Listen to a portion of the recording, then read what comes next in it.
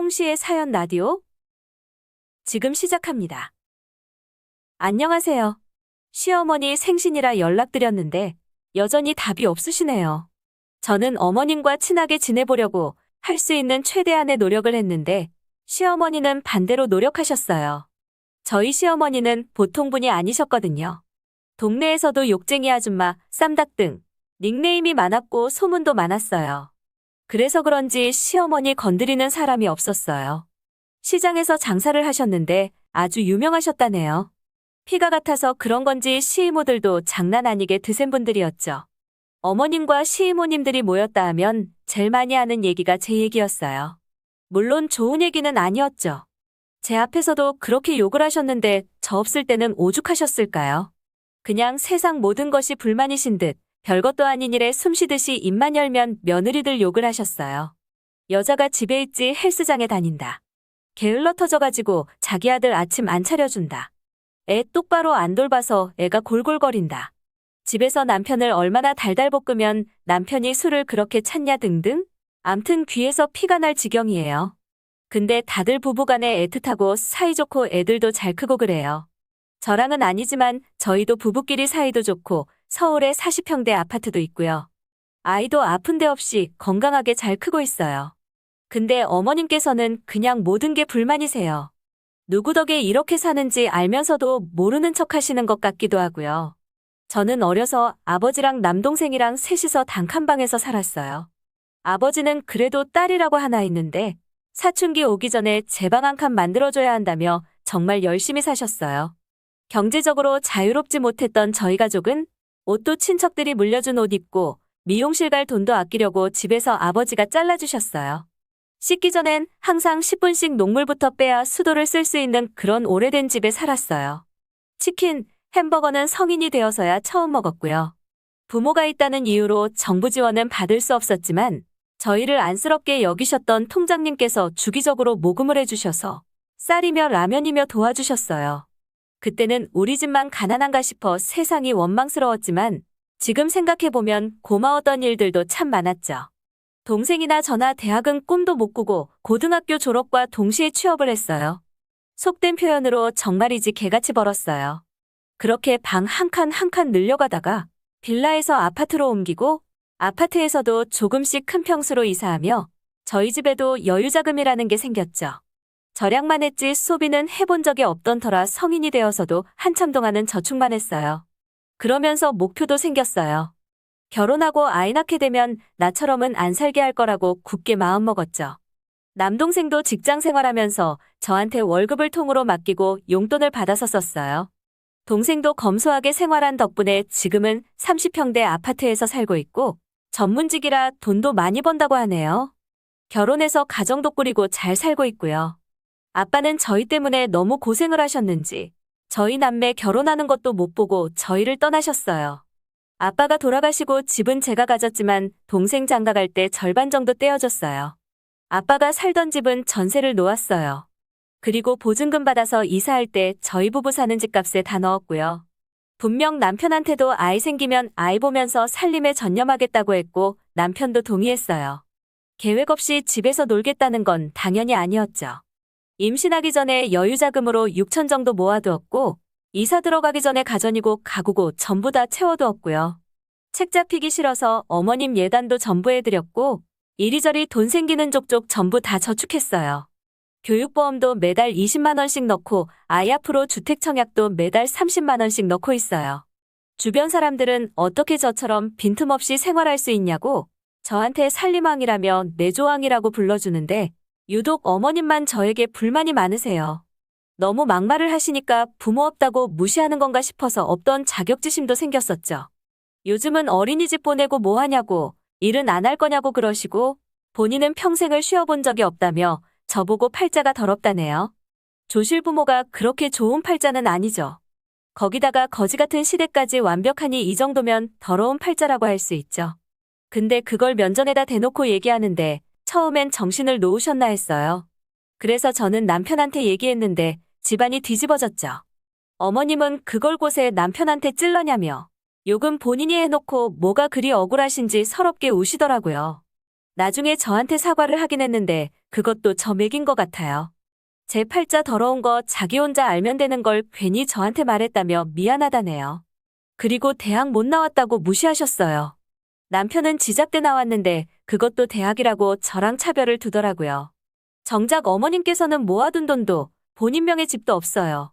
그냥 돈 들어오는 족족 한 입에 털어넣고 정말 못 죽어서 사는 분이세요. 아프면 죽을 거라며 보험이 왜 필요하냐고 보험 하나도 안 들었으니 말다 했죠. 지금 사시는 곳은 제가 어릴 적 살던 곳이랑 비슷해요. 솔직히 옛날 생각도 나고 별로 가고 싶지 않아요. 그런 시어머니 밑에서 자란 남편도 크게 다르진 않았어요. 성인 될 때까지 모아둔 돈도 하나 없고 대낮에도 방 한가운데를 바퀴벌레가 질러가는 그런 집이었어요. 그런 집에서 살다가 지금 저랑 결혼해서 40평대 아파트 살면 성공한 거 아닌가요? 하지만 어머님은 부잣집에 장가갈 수 있었는데 저한테 발목 잡혔다고 하세요. 부잣집 입장은 안 궁금하신가 봐요. 그 말하시고 저한테 또 사과는 하셨어요. 어머님이 그런 얘기하면 제가 남편 쥐잡듯이 잡거든요. 정말 스트레스 많이 받을 때는 이혼하자는 얘기도 몇 번 했었고요. 그래서 더 남편이 어머님께 쓸데없는 말 좀 하지 말라고 빨리 사과하라고 닥달한대요. 근데 요즘은 우리 애를 가지고 시비를 거시더라고요. 거의 매일같이 남편한테 혼나세요. 저희 애가 식탐이 별로 없어요. 근데 애가 잘 안 먹는다고 그게 다 절 닮아서라며 타박하세요. 저희 애가 그렇게 마른 건 아니지만 키가 크다 보니 좀 더 말라 보이는 게 있어요. 당연히 저체중도 아니고요. 근데 그걸 가지고 애한테 신경 좀 쓰라며 집에서 애 굶기냐고 뭐라고 하세요. 저번 달부터 어린이집 보냈는데 감기에 걸려 고생을 좀 했어요. 애 엄마가 애를 똑바로 안 보니까 애가 감기를 달고 사는 거라며 다른 집 애들은 안 그런데 저희 애만 골골거린다며 생전 좋은 소리를 안 하세요. 보통은 그래도 어린애기면 좋은 얘기만 많이 해주잖아요. 요새는 주변 사람들이 저희 아이 26개월밖에 안 됐는데 말을 이쁘게 한다며 칭찬해요. 깜짝깜짝 놀랄 때가 많아요. 다 그런지는 모르겠지만 어린이집 선생님한테도 전화가 자주 왔어요. 말을 너무 잘해서 이런저런 일이 있었다고 얘기해주세요. 굳이 안 해주셔도 되는데 기분은 엄청 좋더라고요. 제 친구들이나 동생네 부부가 뭐 사준다고 하면 어린애가 괜찮다고 하는데 얼마나 귀여워요. 그리고 저한테도 엄마는 이쁘다는 얘기를 자주 해주고 출근하는 아빠한테도 멋지다는 말을 자주 해줘요. 잠들기 전에도 꼬박꼬박 안녕히 주무시라며 인사도 잘하고요. 밖에서 처음 보는 어른들을 만나도 허리 숙이면서 안녕하세요 하는데 어떻게 안 이뻐할 수가 있겠어요. 근데 유일하게 어머님만 저희 아이 흉을 봐요. 애한테 책 사주고 장난감 사주는 것까지 뭐라고 하세요. 애가 무슨 장난감이냐며 팔자 좋다는 소리를 하시는데 별 수 없이 남편한테 또 얘기했죠. 남편도 미안하다며 또 어머님이랑 한바탕 했나 봐요. 얼마나 다퉜는지는 모르겠지만 어머님께서 먼저 영 끊자고 하셨다네요. 그래도 걱정되니 전화해봤는데 안 받으시더라고요. 근데 저도 모르게 자꾸 콧노래가 나오고 기분이 좋은데 저 좋아해도 되는 거 맞을까요? 후기입니다. 어머님께서 남편한테만 영 끊자고 하시기에는 분이 안 풀리셨나 봐요. 전화할 때는 안 받으시더니 며칠 지나자 저한테 전화해서 대뜸 화를 내시더라고요.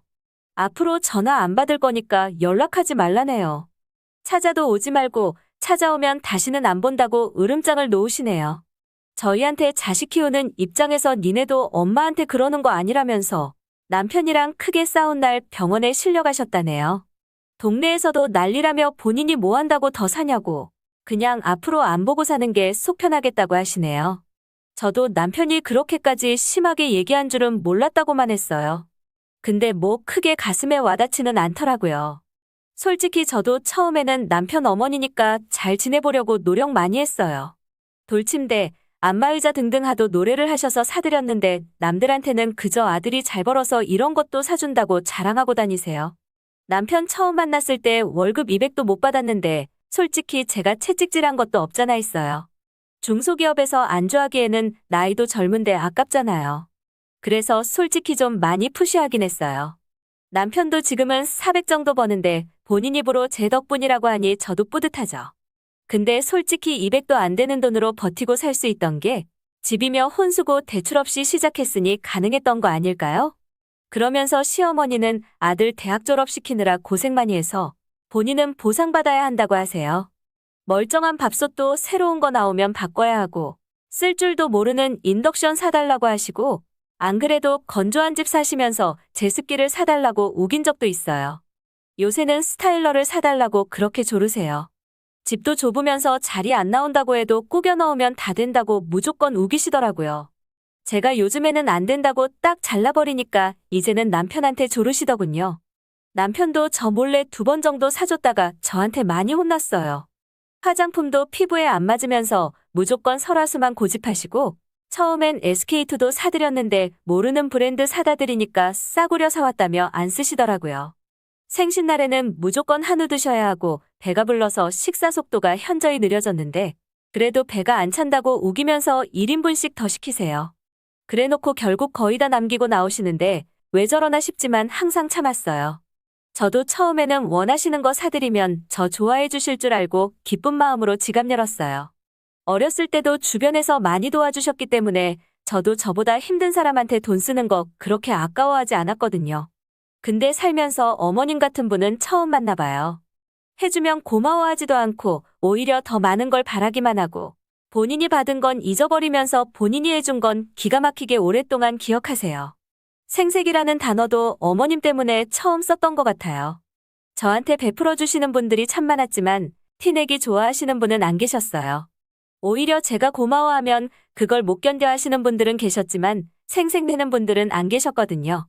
손주 돌잔치에 돌팔찌 해준 걸 생색내는 할머니는 없잖아요. 너무 스트레스가 심해서 괜히 받았다는 생각까지도 했었어요. 그리고 어머님 저희 집 도어락 비밀번호도 아세요. 몇 번을 바꿔도 아들집도 맘대로 못 오냐며 정말 동네 창피할 정도로 난리를 피우셔서 포기했어요. 그래도 남편이 뭐라고 해서 오기 전에 연락은 하고 오세요. 제 앞에서 남편한테 혼나면 자존심 상하시는지 남편 앞에서는 저한테 잘해주는 척 하시며 눈치 엄청 보세요. 남편은 어려서 어머님한테 아무런 케어를 못 받았다고 해요. 최소한의 관심도 없다고 느꼈던 게 중고등학교 입학식 졸업식을 전부 깜빡해서 남편 혼자 갔다고 하더라고요.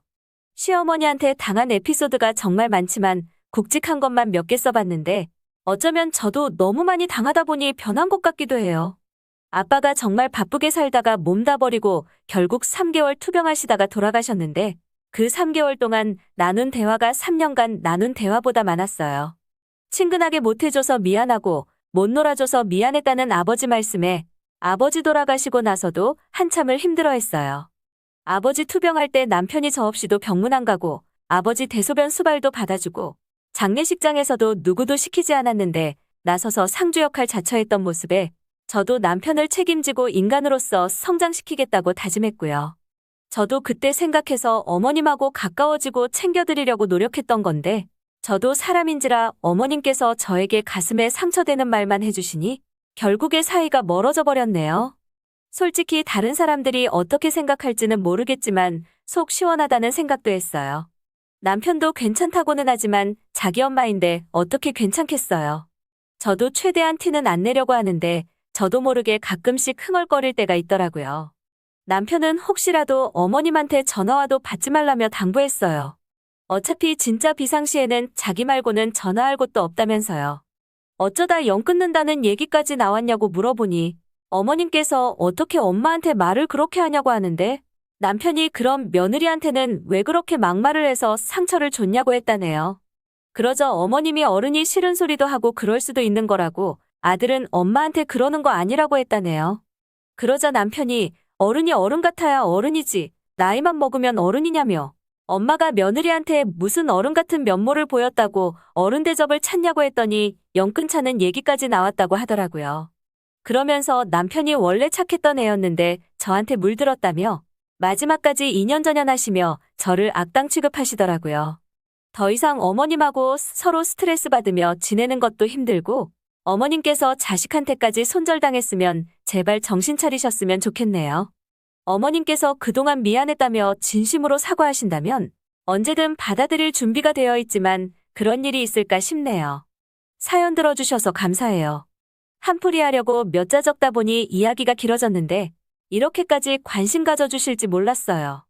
사람마다 다른 거니까 분명 좋은 시어머니들도 계실 거예요.